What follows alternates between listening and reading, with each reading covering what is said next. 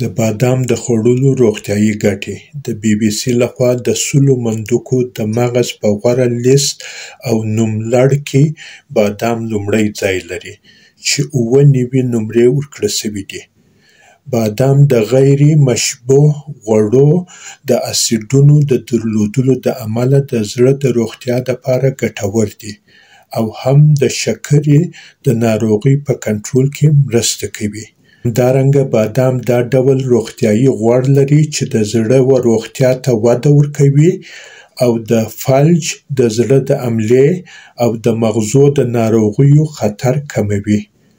همداراز بادام د انټي اکسیډنټ، پروټین، فایبر، مګنیزیم، ویټامین ای، میسو او مګنیزیم په شمول ګټور مواد لري چې په وینه کې د شکرې د کنټرول، د عصبي روغتیا او کولمو لپاره ګټور دي.